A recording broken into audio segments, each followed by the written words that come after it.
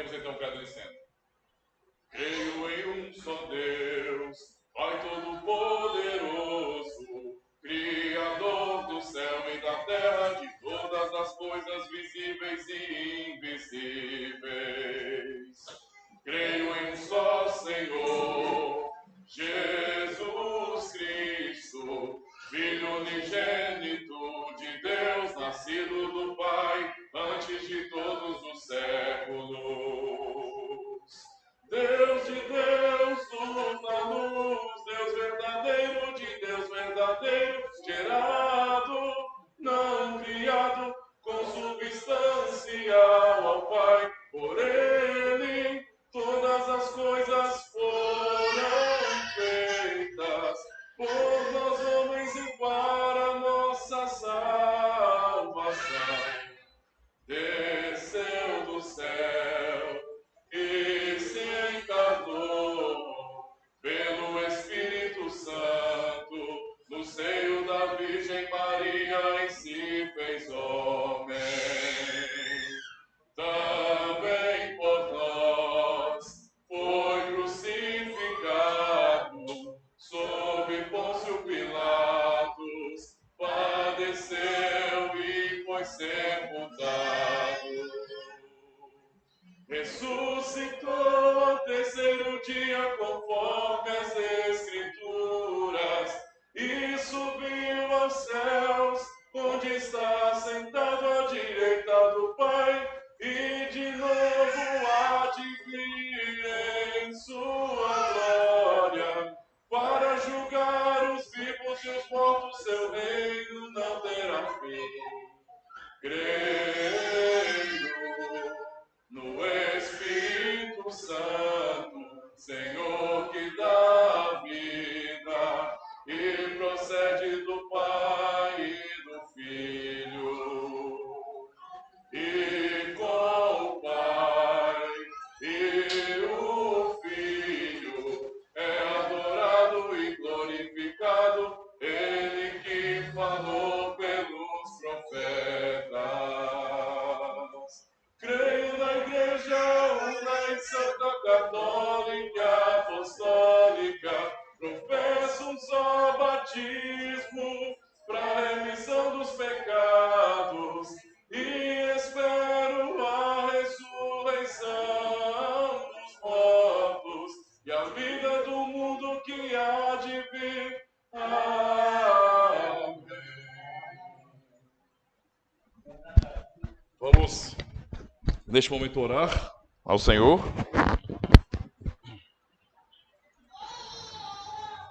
Pai amado, mais uma vez nós queremos erguer voz e coração a Ti, em nome de Jesus Cristo, que é o nosso sumo sacerdote à Tua direita.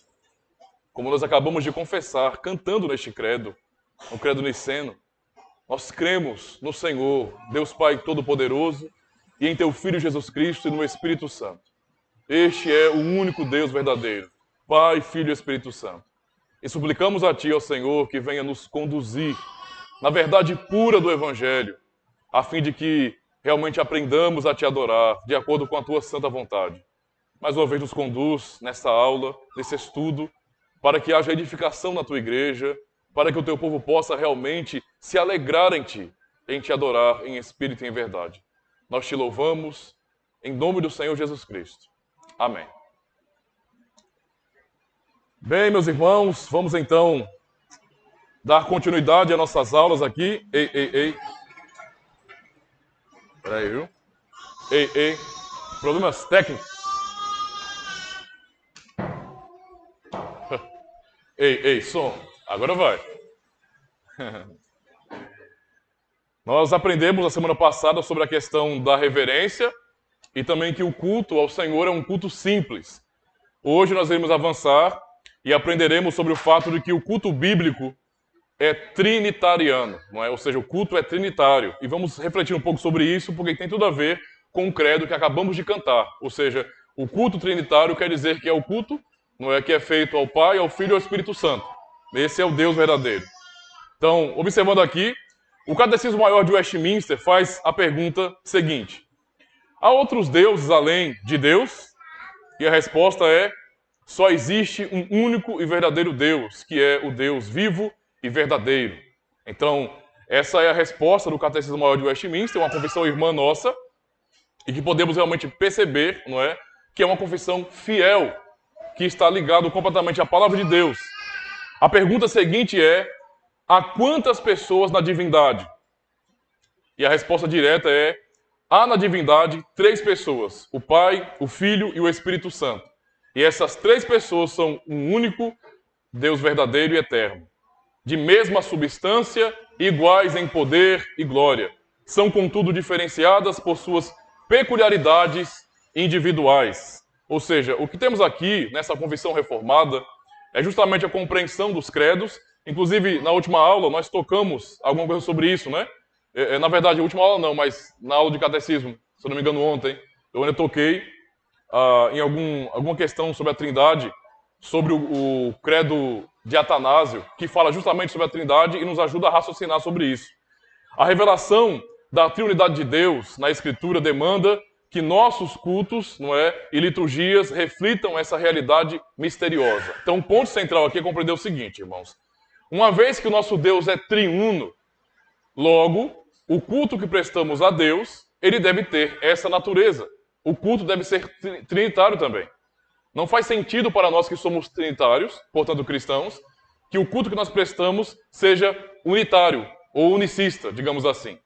Não é? Que venhamos dar ênfase a uma pessoa da Trindade e ficarmos cismados, não é? Se de repente não estaria errado falarmos em outra pessoa da Trindade num momento de oração ou então no momento de cântico. Alguns anos atrás, um irmão veio a mim e perguntou sobre a questão de que se nós podemos cantar também falando o nome do Espírito Santo. Porque esse irmão ficou um pouco preocupado, uma vez que ele percebia que nas igrejas geralmente se dá uma ênfase muito grande a uma das pessoas da Trindade, esquecendo-se da outra. E, às vezes, esse tipo de atitude acaba refletindo uma má compreensão sobre Deus, né, sobre a Trindade. Nós confessamos que Pai, Filho e Espírito Santo são igual em majestade, em poder e glória. Então, 3 pessoas, mas um único Deus, uma só divindade, um só Todo-Poderoso. E por isso precisamos realmente compreender que a concepção cristã de culto, ela é trinitária, tá bom? Isso realmente é muito importante para nós. Em outras palavras, ser cristão é fundamentalmente ver Deus como uma unidade, não é? Uma trindade, e adorar a Deus como uma trindade. Negar ou distorcer essa doutrina cristã fundamental é deturpar o cristianismo por completo. Então, uma vez que o culto solene realizado pelos cristãos não é entendido como sendo um culto trinitário, esse culto ele não está completo. É um culto estranho. Se alguém imaginar bem assim, ora, nós vamos adorar a Deus, mas não falemos, por exemplo, o nome do Filho, ou então do Espírito Santo. Falemos apenas do Pai.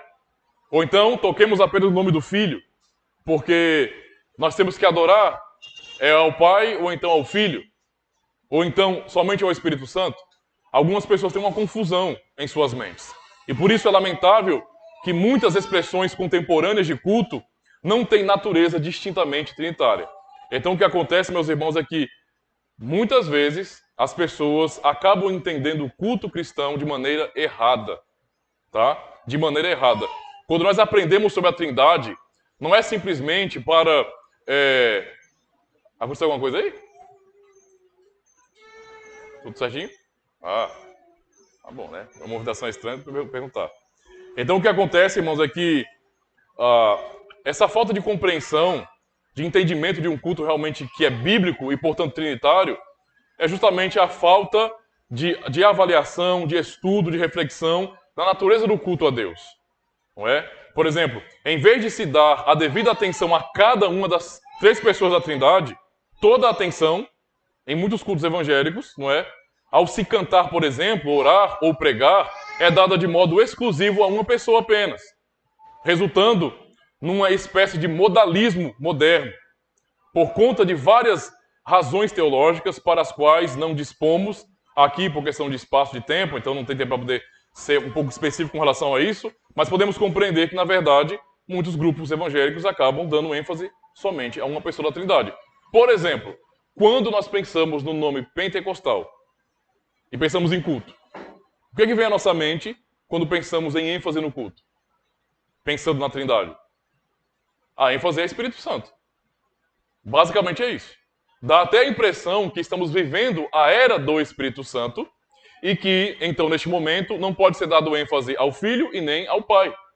E isso é uma distorção. Na verdade, por mais que alguns não admitam, aí está acontecendo, não é, uma influência de uma heresia antiga. Nós temos duas heresias muito claras na história contra a Trindade. A primeira delas é o arianismo, não é? Um bispo de Alexandria chamado Ário levantou a hipótese, não é, de que Cristo não é Deus e, portanto, ele não deve ser adorado. E isso levantou muito debate no mundo antigo, certo? Então, basicamente, o arianismo nega a divindade de Cristo. Nós temos hoje, por exemplo, uma seita aqui no Brasil que é ariana. As Testemunhas de Jeová, não é, elas são arianas nesse sentido, elas negam a divindade de Cristo, certo? Eles são unicistas, então Cristo para eles não é Deus, e o Espírito Santo também não. O Espírito Santo é apenas uma força, um poder impessoal. A mesma coisa, eu até citei isso na aula de ontem, não é, sobre a questão do grupo Voz da Verdade, eles também não são cristãos. Voz da Verdade não é cristão, tá? Porque eles são unicistas. Isso é um ponto muito importante. Significa dizer que eles também não creem na Trindade.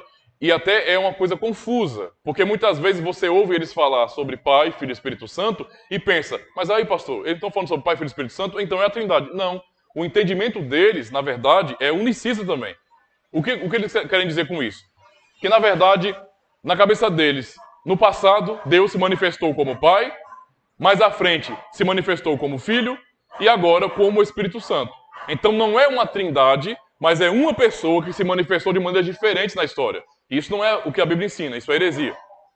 Então, é importante compreender que muitas vezes quando se dá ênfase ao Espírito Santo num culto, e temos que ficar, o Espírito Santo, o Espírito Santo, o Espírito Santo, e você omite a pregação sobre Cristo, sobre a obra de Cristo, ou fala sobre o Pai, sobre a obra criadora do Pai, muitas vezes o resultado disso, na verdade, é a influência dessa heresia. Por isso esse entendimento. Tratando como se essa fosse a era do Espírito Santo e, portanto, é ele quem deve receber ênfase na igreja. Toda a adoração do povo de Deus, ela é trinitária. Não pode haver separação. Nós não podemos ficar pensando, tipo, no culto de domingo vamos adorar o Pai, aí no outro culto adoramos ao Filho, e depois o Espírito Santo. Não existe essa separação. O culto todo é trinitário. Por quê? Nós adoramos ao Pai por meio de quem? Por meio do Filho. Ele é o nosso sumo sacerdote. Nós só podemos adorar a Deus por causa de Jesus Cristo. É por meio dele que adoramos ao Pai. E como é que nós fazemos isso? Quem é que nos liga a Cristo para que essa adoração seja plena e verdadeira? O Espírito Santo. Percebe a trindade aqui? Então, o culto bíblico ele é trinitário por causa disso. Essa é a sua natureza. Adoramos a Deus por meio do Filho no Espírito Santo, no poder do Espírito Santo. Então, o exemplo dos pentecostais é interessante. Ao mesmo tempo, nós podemos notar também que, oposto aos pentecostais, muitos evangélicos, eu estou fazendo a separação porque antigamente os pentecostais não eram evangélicos não, viu? Eles não eram evangélicos. Eles nasceram como um movimento muito mais ligado ao lado afro, de culturas religiosas afro, do que o evangelicalismo. Eles foram acrescentados, admitidos depois. Esse é o fato. E então eu posso pensar, por exemplo, em que muitos evangélicos acabam também dando ênfase à pessoa de Jesus Cristo, o que não é uma coisa ruim, mas ao mesmo tempo acabam excluindo o Pai e o Espírito Santo. É mais uma distorção do culto. O culto tem que ser trinitário, certo? A pergunta então persiste. Como faremos para proteger, promover e realizar um culto corporativo expressamente trinitário? A resposta, em parte, é a elaboração criteriosa de uma liturgia que conduza a congregação, pela mão, no caso, levando a adorar a Deus de modo a dar a devida atenção ao Pai, ao Filho e ao Espírito Santo. Que elementos, então, suportam a liturgia não excludente de qualquer das três pessoas da divindade eterna? E aí temos alguns princípios importantes aqui. Inclusive, eu vou citar o primeiro princípio e depois vou para alguns textos bíblicos. Por exemplo, a leitura e a pregação sistemáticas da palavra de Deus. Esse é um princípio importante para conduzir a igreja de maneira trinitária. Estamos pregando com fidelidade a palavra de Deus, todo o conselho de Deus, Então não vamos excluir ou dar ênfase apenas a um aspecto da palavra de Deus, mas falar de Deus como um todo. Então, ao se ler e pregar todo o conselho de Deus no culto público, os atos criadores e redentores do Pai, do Filho e do Espírito Santo serão constantemente reforçados. Então, é um detalhe importante para entendermos, não é? Como é que o culto ele é trinitário, como a nossa fé é trinitária, a nossa salvação é trinitária, tudo tem a ver com isso. Os credos, eles foram elaborados no passado, os 3 credos antigos, para que a igreja pudesse ler a Bíblia de maneira trinitária. O que significava aquilo? Que tudo o que era ensinado de forma não trinitária não era a doutrina cristã. Então era uma maneira de proteger a igreja. Então observe, a criação é trinitária. A criação é trinitária. O que eu quero dizer com isso? Que a criação, embora seja atribuída a Deus, o Pai, mas Pai, Filho e Espírito Santo estão completamente envolvidos na obra da criação. Nós confessamos, creio em Deus Pai Todo-Poderoso, Criador do céu e da terra. Mesmo confessando isso, não é porque é assim que Deus se revela, ainda assim, Pai, Filho e Espírito Santo estão envolvidos na obra da criação. Os 3 podem ser chamados, não é, de o Criador. Esse é o ponto. Eu posso falar do Pai como Criador, do Filho como Criador e do Espírito Santo como Criador. Não há essa separação. E eu vou citar alguns textos bíblicos, não é? Por exemplo, Gênesis 1, versos 1 e 2, nós temos isso de maneira muito clara, bem declarada aqui. Um texto que todo mundo conhece e que diz, no princípio, criou Deus o céu e a terra era sem forma e vazia, e havia trevas sobre a face do abismo, e o Espírito de Deus se movia sobre a face das águas. Eu até expliquei na aula que eu fiz com o pessoal ontem, não é, sobre Gênesis 1 e 26, mostrando a pluralidade que há, não é, na criação do homem, por exemplo. Não é? Deus diz, façamos, ou seja, plural, façamos o homem à nossa imagem conforme a nossa semelhança, para mostrar que há algo plural e que Deus não é apenas uma pessoa, e que a criação, então, é trinitária. Então vemos aqui o Pai e o Espírito Santo sendo declarados, não é, já em Gênesis capítulo 1.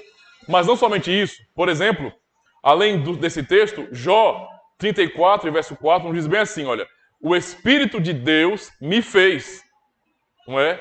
E a inspiração do Todo-Poderoso me deu vida.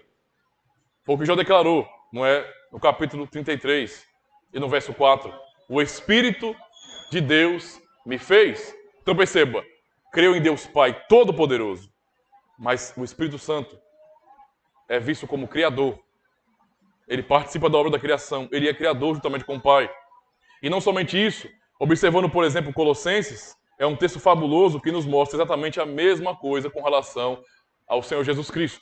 Colossenses 1, versos 13 a 17, ouçam com atenção, irmãos. Diz bem assim, e ele nos livrou do poder das trevas e nos transferiu para o reino do seu amado Filho, em quem temos a redenção pelo seu sangue, o perdão dos pecados, o qual é a imagem do Deus invisível, o primogênito de toda criatura, ou criação. O primogênito é o herdeiro, não é? Porque nele todas as coisas foram criadas, nos céus e na terra, visíveis e invisíveis, sejam elas tronos, ou dominações, ou principados, ou potestades. Todas as coisas foram criadas por ele e para ele. Ele é antes de todas as coisas, e por ele todas as coisas subsistem. Ou seja, vimos aqui textos, 3 textos, que colocam Pai, Filho e Espírito Santo como Criador. Esse é o ponto aqui. A criação é trinitária. Entende? A situação é trinitária. Então, adoramos a Deus dessa forma, reconhecendo o seu ato criador, não é? Lhe agradecendo, e com esse entendimento de que a criação é trinitária, que Deus é 3. Esse é o nosso Deus. Tá? O segundo ponto aqui é a confissão de pecados e a certeza do perdão. É uma reflexão sobre como também entender o culto de maneira trinitária. Quando bem realizados, esses 2 elementos litúrgicos lembram a congregação, quando falamos de salvação, perdão de pecados, o que é que temos que lembrar? A santidade de Deus, do sacrifício propiciatório do Filho e do poder santificador do Espírito Santo. Salvação é isso. Na prática, salvação é isso. Certo? O Deus Santo, que não deixa para lá, que não vê a sujeira sendo varrida para debaixo do tapete e finge que não viu, Deus não é assim. Se há pecado, ele cobrará. ele não pode negar a si mesmo, é a sua natureza santa e justa, certo? Então ele, como Deus santo, todo-poderoso, vai aplicar a sua justiça. Mas esse Deus que é santo, que exige perfeita obediência, não é? E que não vai deixar para lá, ou seja, não haverá pecadores não perdoados no céu. Não vai rolar isso. Para pecadores irem para o céu, ele providenciou justamente o sacrifício do seu filho. Então vemos agora, na obra da salvação, a obra de sacrifício propiciatório de Cristo. Cristo, então, morre porque Deus não deixaria um pecador como eu ir para o seu reino. É por isso que Cristo morre. Para me perdoar, entende? Para pagar o preço do meu pecado, para que eu pudesse entrar no céu, então. Esse é o foco. Olha a salvação aí. E por fim, no poder santificador do Espírito Santo. É o Espírito Santo quem aplica esta obra à igreja. É o Espírito Santo quem aplica essa obra de Cristo a cada crente. É Ele quem nos santifica, quem nos separa, quem está realmente operando em nós as virtudes de Cristo. Essa é a razão. Tá? E podemos ver isso na palavra de Deus também. E eu quero ler o texto de Efésios 1, porque esse texto é muito categórico para nos ensinar exatamente como, não é, a salvação é trinitária. Deixa eu me colocar aqui na minha versão preferida. Espera aí. Efésios 1, do 3 ao 14.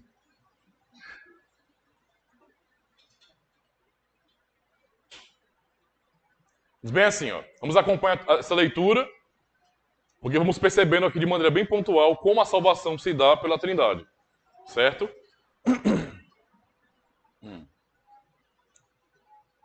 Efésios 1, do versículo 3 ao 14. Diz bem assim: Bendito Deus e Pai de nosso Senhor Jesus Cristo, o qual nos abençoou com todas as bênçãos espirituais nos lugares celestiais em Cristo.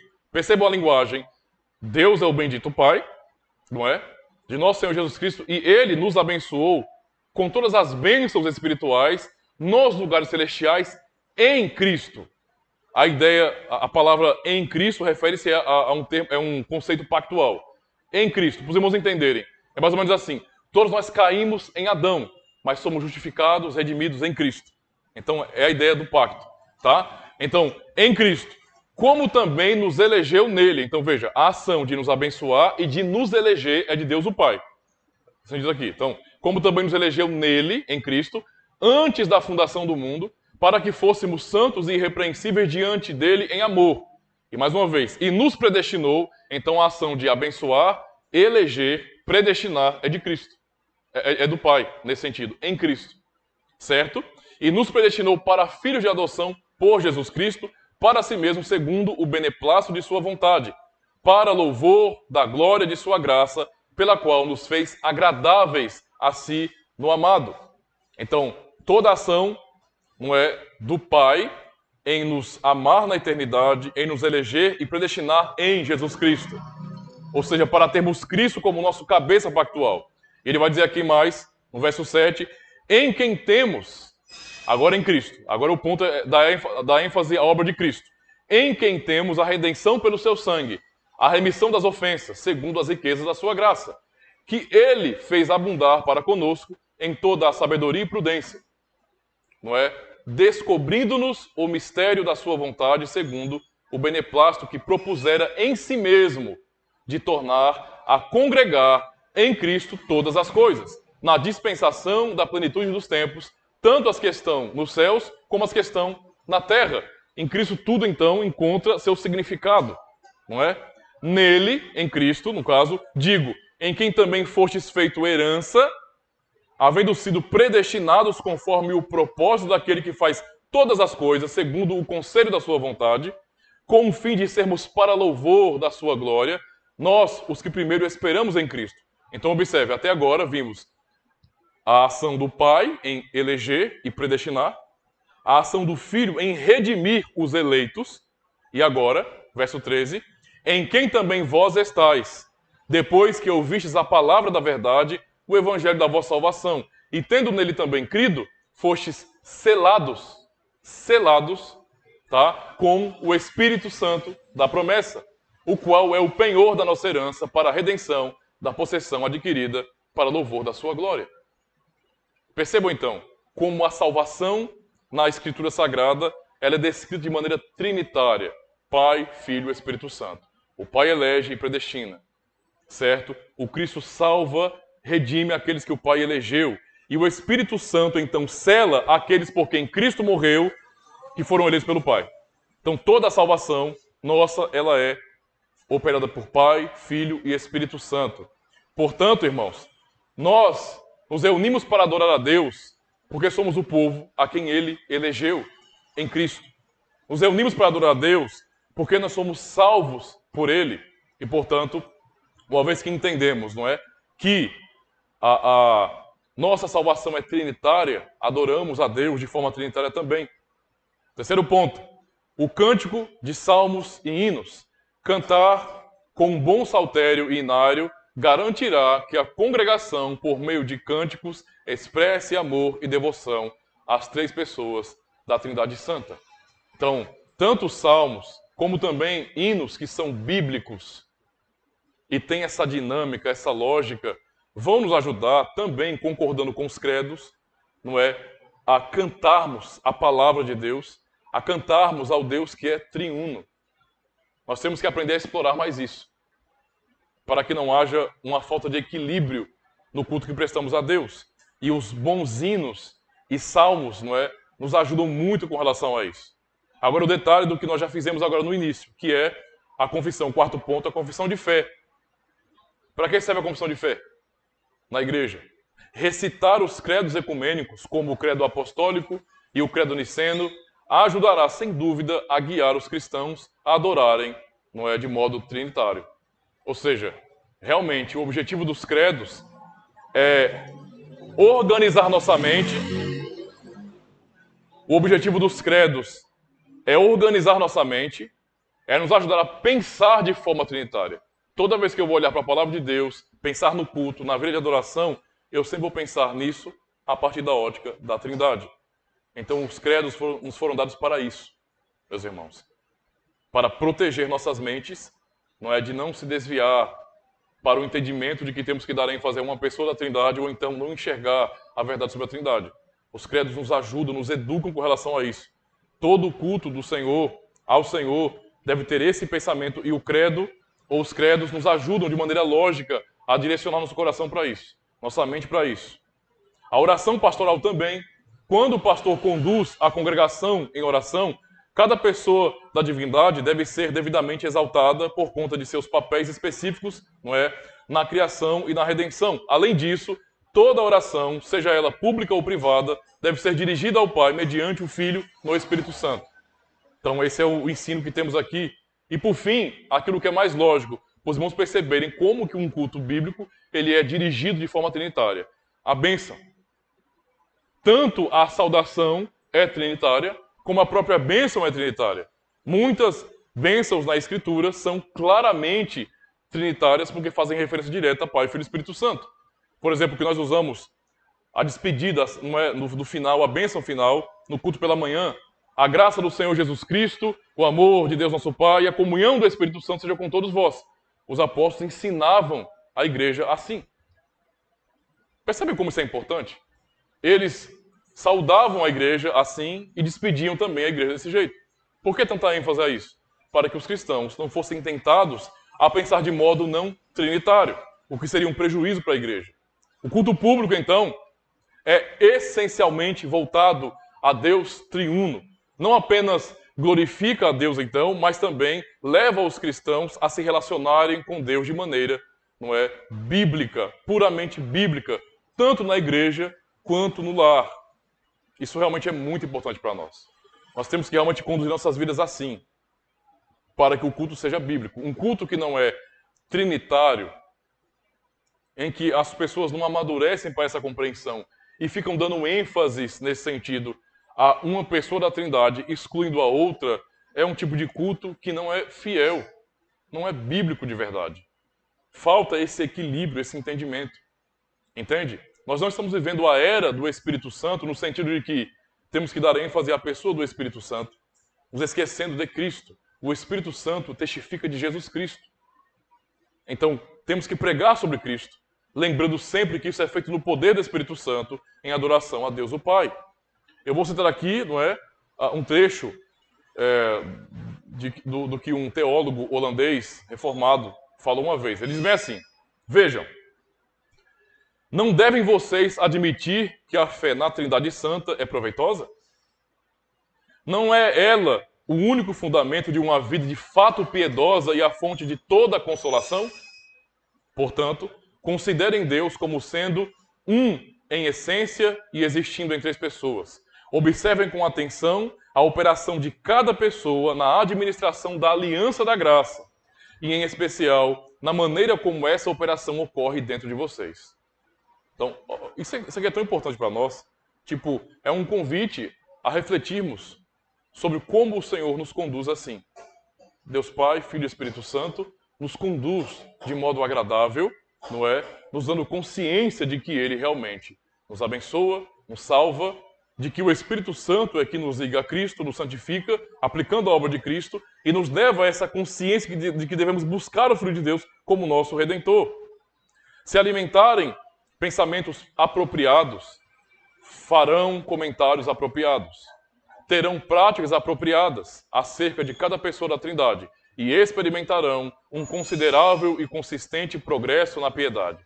Haverá uma maravilhosa iluminação a respeito da unidade da divindade quando vocês refletirem sobre cada pessoa individualmente e sobre a divindade na sua Trindade, quando completarem sua unidade. Se é possível, não é? Então vamos aprender cada vez mais sobre essas verdades. Observe então, por que isso é tão importante aqui no nosso estudo acerca de culto?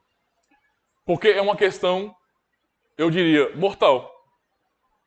É uma questão de vida ou morte. A compreensão de um culto trinitário, bíblico, não é uma questão secundária. Uma pessoa que descrê nessa verdade não é cristã. E esse é um ponto que deve ser ressaltado para os irmãos. Compreendam isso, não é? Que uma pessoa que não crê na Trindade, que duvida daquilo que a palavra do Senhor nos ensina sobre isso, a esse respeito, não está sendo cristã, essencialmente falando.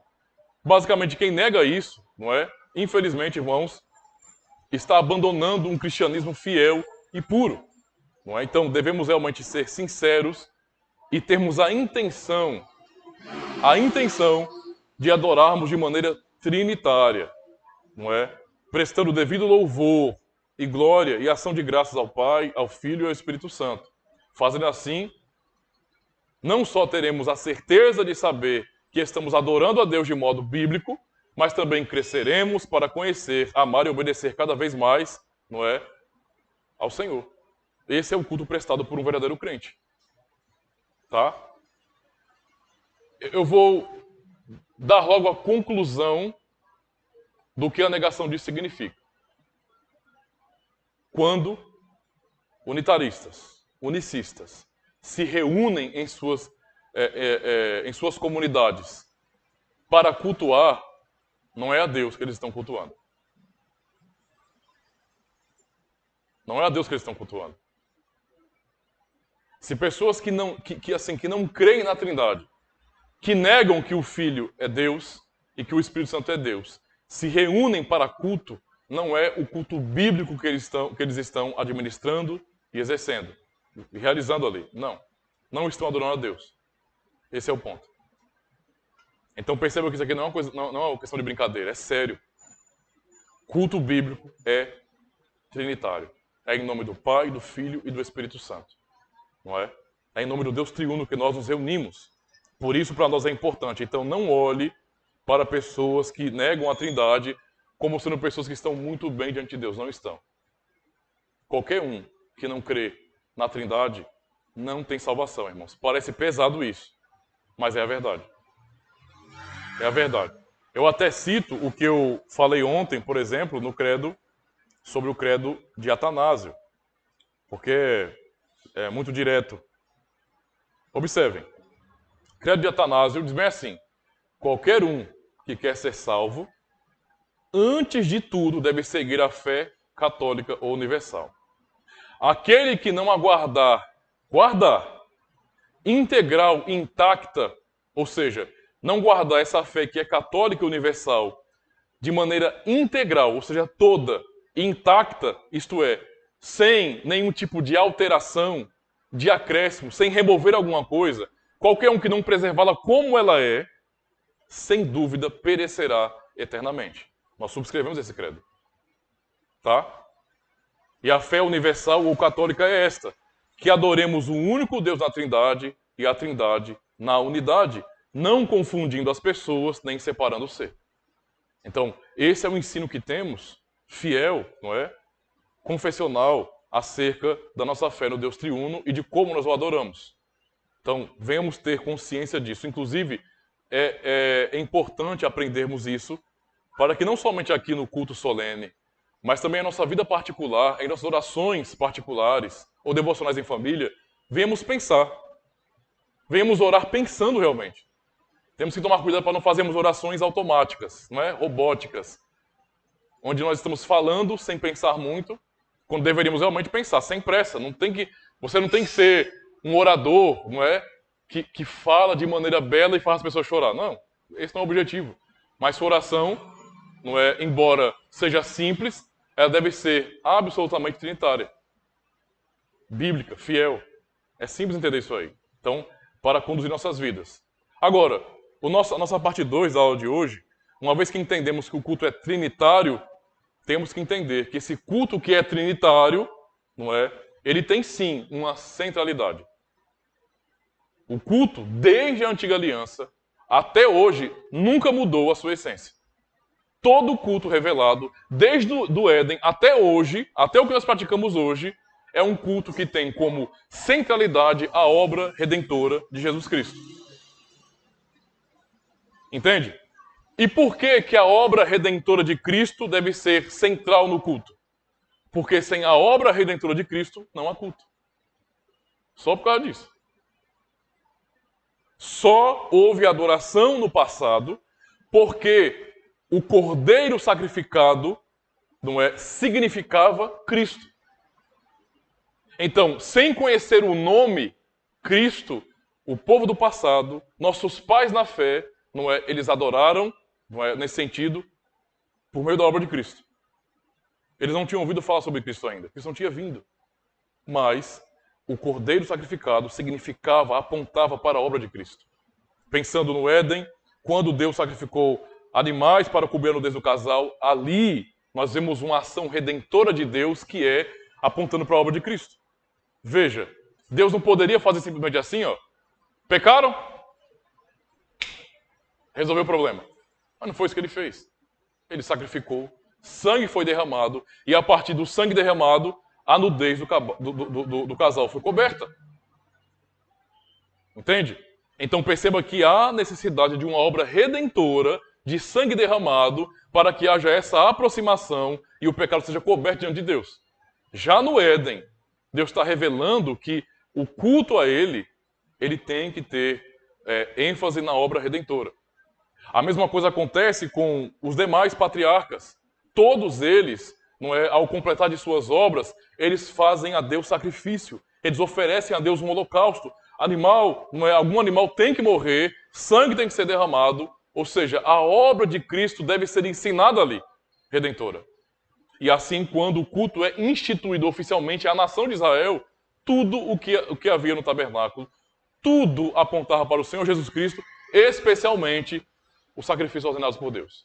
Cada sacrifício, cada cordeiro imolado, tudo referia-se à obra redentora de Cristo. Eu já tinha falado isso para vocês na primeira aula, mas é só para lembrar como o tabernáculo apresenta a obra de Cristo como obra redentora. Como o tabernáculo nos ensina, naquele culto, não é, do Antigo Testamento, que tem que haver a obra redentora para que nós entremos no Santo dos Santos. É isso que o tabernáculo nos ensina. Relembrando os irmãos, a porta do tabernáculo, a porta da tenda, não é, onde estavam ali os sacerdotes, e logo atrás o altar do holocausto, os animais eram levados. E eles eram pegos ali pelos sacerdotes, que imolavam, que cortavam aquele animal, sangue espirrava, e então eles queimavam a carne no altar. Isso é holocausto, oferta queimada ao Senhor. Sangue derramado, oferta queimada. O sangue do animal imolado era separado em uma vasilha, porque esse sangue deveria entrar lá no tabernáculo. O sacerdote queria o sumo sacerdote queria cumprir essa obra, indo até o Santo dos Santos, deveria levar com ele esse sangue. Então perceba, o sangue foi derramado lá fora. A partir daí o sacerdote vai para a pia de bronze, onde há água, e ele pode se limpar de tudo aquilo que o sujou o sangue. E a partir daí é que ele, depois de sacrifício, e depois de sacrifício, água, purificação, como nós temos o símbolo do batismo, por exemplo, é que ele entra no lugar santo, onde ele tem ali, de um lado, o castiçal de ouro, onde você tem velas que iluminam o tabernáculo por dentro, onde ele tem à frente o altar do incenso, que significa justamente o incenso subindo, as orações dos santos subindo até Deus, e também a mesa dos pães, alimento para os sacerdotes que representavam as 12 tribos de Israel. Quando passar por todo esse processo aqui, redentivo, é que finalmente o sumo sacerdote entrava com sangue naquela bacia, sangue por seus próprios pecados e também pelos pecados do povo, no Santo dos Santos, atrás da cortina, onde estava a Arca da Aliança, e então na tampa da arca, chamado de propiciatório, por isso obra propiciatória de Cristo, o sangue era derramado na tampa da arca. Ele derramava então na tampa da arca, onde havia aqueles querubins um de frente para o outro, representando que aquela arca significava ou apontava para o verdadeiro tabernáculo do céu, onde Deus habita. E então o sangue era derramado e o pecado do povo era expiado. Perceba, toda a obra da redenção. E isso era o culto. Isso era o culto. Não parece estranho quando algumas pessoas, com suas boas intenções, elas dizem, vamos adorar a Deus. E você vai, de repente, para um culto onde há muita dinâmica, muita coisa moderninha, e você sai desse culto, desse encontro, com a igreja lotada, abarrotada, e você se questiona, nossa, o culto terminou, mas eu não ouvi falar na obra redentora de Cristo. O pecado não foi confrontado, a salvação não foi anunciada. Isso é um culto. Entende a situação? Um culto bíblico, trinitário, fiel, ele centraliza a obra redentora de Cristo. Porque sem essa obra não há culto, ninguém pode entrar na presença de Deus sem o sangue do Cordeiro sobre a sua vida. Ninguém. É um acesso impossível. Quando Cristo morreu na cruz, o que aconteceu quando ele expirou? Os irmãos lembram? No relato dos evangelhos, quando ele expirou, e ali sua vida se foi. Opa, meu irmão, o que aconteceu? O pastor já falei, tudo bom? Foi reflexo. Pastor, opa, meu irmão, foi reflexo. Então veja, assim que ele expirou na cruz, o que aconteceu? Um tremor grande lá em Jerusalém. E houve uma rachadura no tabernáculo. O véu, na verdade, do templo se rasgou de alto a baixo, simbolizando o quê? Que a obra da redenção dele deu acesso ao povo de Deus ao lugar mais santo de todos, na presença de Deus. Como se faz culto sem se falar da obra redentora de Cristo? Não faz sentido. Isso não é culto. E, infelizmente, eu tenho que dizer para os irmãos, ir para cultos, pessoas que estão buscando uma vida religiosa, elas vão achar com muito mais facilidade ambientes assim, onde as pessoas vão falar sobre muitas coisas. Coisas importantes, eu não estou descartando não, são coisas importantes. Mas se a obra de Cristo não é exaltada e centralizada, aquele culto não é fiel, não é bíblico, não agrada a Deus. É como se você estivesse tentando conduzir pessoas para entrarem no Santo dos Santos sem o sangue do Cordeiro. Não faz sentido. E então se fala, numa pregação de repente, ou os temas dos hinos têm muito mais a ver com o nosso conforto como seres humanos.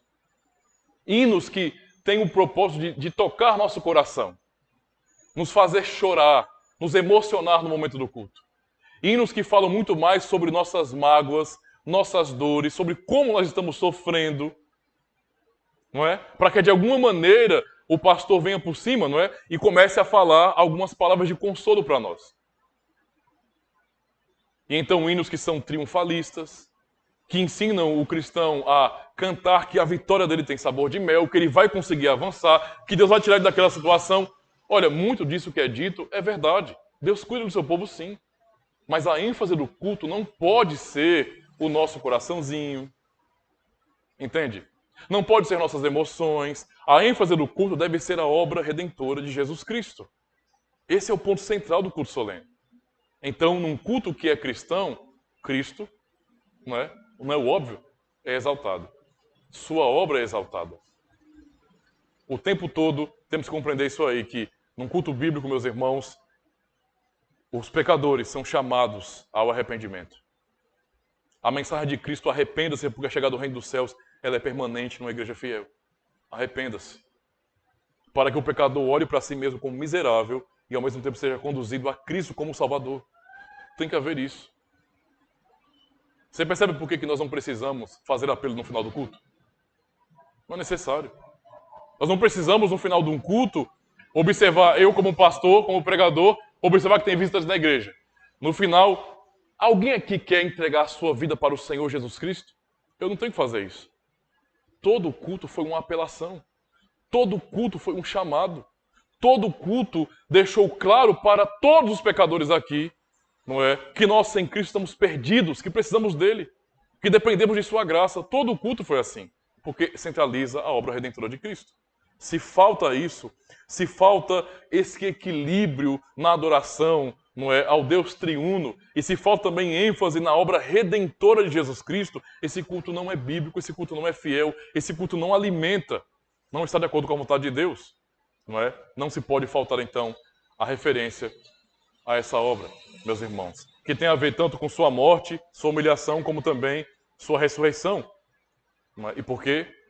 Porque ele é o nosso sumo sacerdote. O culto bíblico verdadeiro tem sempre Jesus como seu núcleo.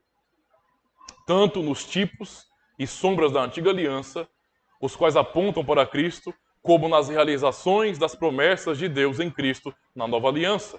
Logo, um serviço de culto sem o evangelho de Jesus Cristo, e a obra de Cristo é o evangelho, e se alguém falar bem assim, nós somos evangélicos, mas no culto que prestamos não há obra de Cristo, então ali não é pregado o evangelho.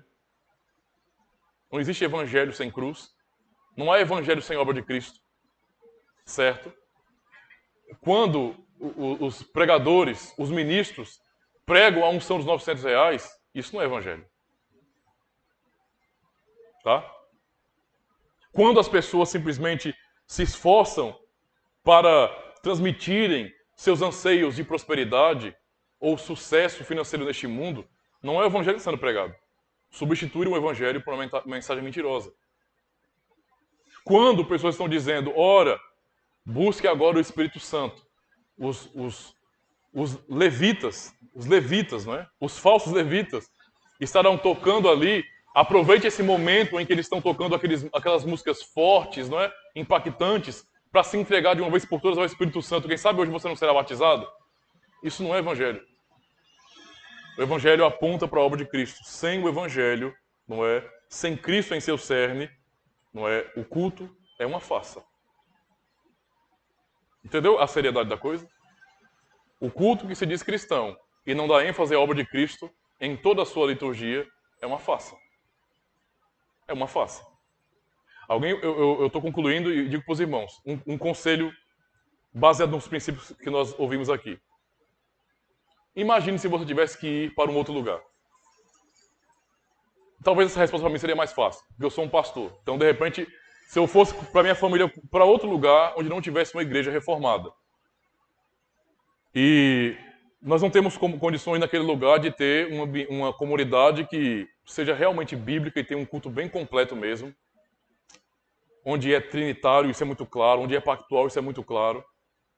Onde a obra de Cristo é pregada, ensinada em abundância. Não é? Onde você não tem a administração correta dos sacramentos, eu poderia pensar, cara, eu vou cuidar da minha família como assim? O que eu vou fazer?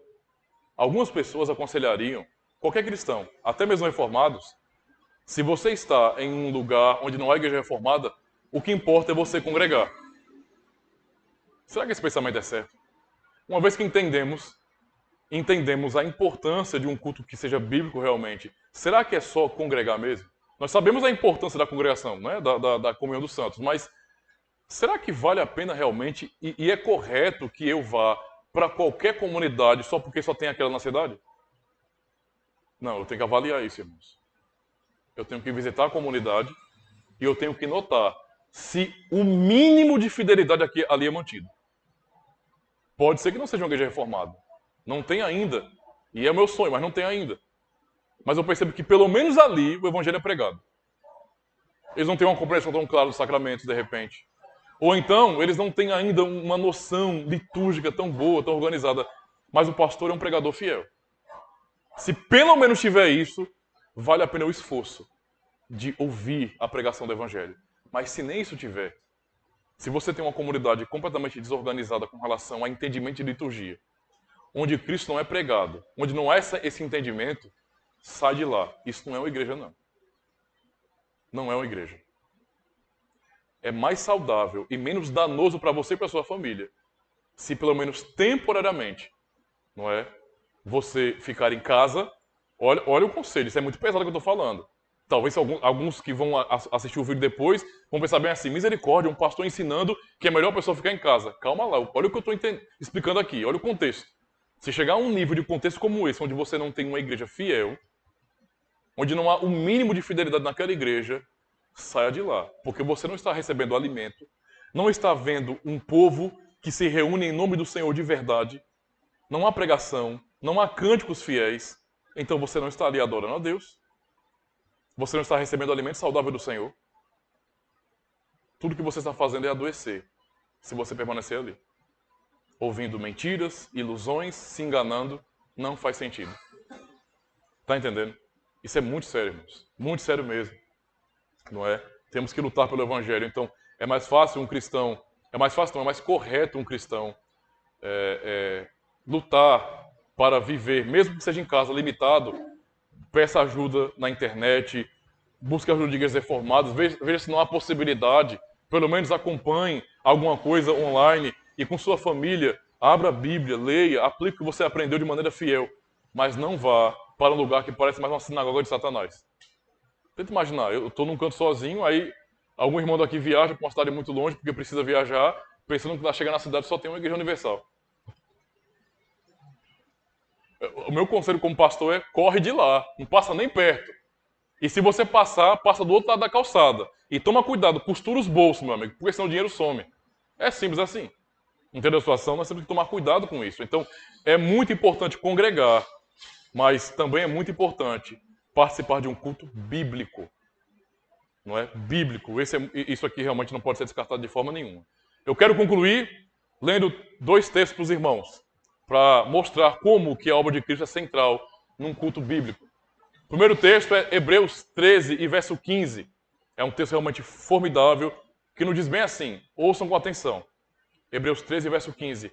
Portanto, ofereçamos sempre por ele aqui, o sujeito aqui é Cristo, tá? Por ele, a Deus, sacrifício de louvor, isto é, o fruto de lábios que confessam o seu nome. Ofereçamos a Deus por meio de Cristo. Esse é o foco aqui. E Hebreus 4, verso 14. Esse é um chamado maravilhoso. Visto que temos um grande sumo sacerdote, Jesus, Filho de Deus, que penetrou os céus, retenhamos firmemente a nossa confissão. Porque não temos um sumo sacerdote que não possa compadecer-se das nossas fraquezas, porém, um que, como nós, em tudo foi tentado, mas sem pecado. Agora ouçam.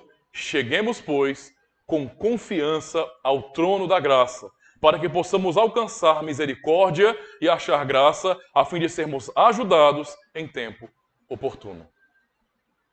Um culto bíblico nos leva a essa compreensão, que nós nos achegamos a Deus por meio de seu Filho Jesus Cristo, no poder do Espírito Santo. Amém? Graças a Deus. Agora sim, vamos cantar esse hino diante do trono de Deus nos céus. Ele fala também sobre esse sacerdócio de Cristo e a bênção que temos dele.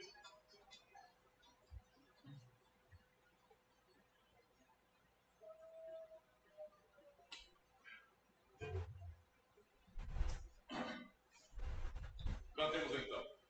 Diante do trono de Deus nos céus, tenho perfeita intercessão.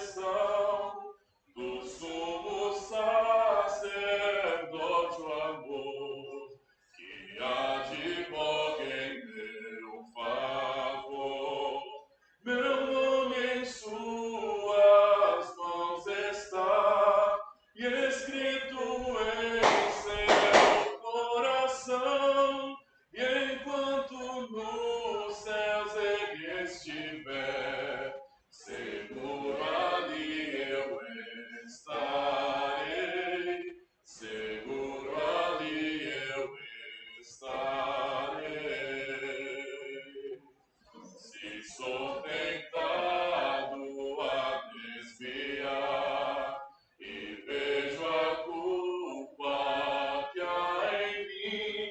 Contemplo os céus e vejo então aquele que morreu na cruz. O justo Salvador morreu pra minha vida libertar, satisfazendo o Santo Deus que me perdoa ao ver Jesus, que me perdoa ao ver Jesus. Vejo o Cordeiro que ressurgiu, minha justiça e perfeição, o grande e imutável sou, o Rei da graça, o Rei dos céus, unido a Ele não morrerei, comprado por seu sangue fui, minha vida oculta em Cristo está, em Cristo meu Deus Salvador, em Cristo meu Deus Salvador. Amém, graças a Deus. Que maravilha podemos cantar então esse hino, coaduna com aquilo que acabamos de ouvir acerca do culto que é bíblico e espiritual. Vamos então orar e o irmão Jack Paul fazer essa oração final. Oremos, Senhor Deus Pai, que rogamos toda a honra da glória. Ó Senhor, te agradecemos por mais esse estudo, te agradecemos, pois, se aqui estamos, Senhor, reunidos para aprender mais da tua palavra, porque o Senhor tem nos guardado, sua mão poderosa tem nos protegido, a tua graça tem nos bastado.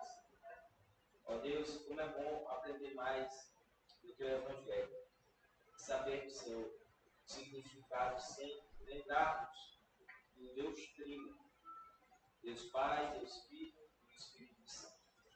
Que possamos, Senhor, sair daqui fortalecidos com mais esse estudo, com mais esse ensinamento. Abençoa a tua igreja, fortalece, Senhor, os irmãos, cada um aqueles presentes e aqueles também ausentes.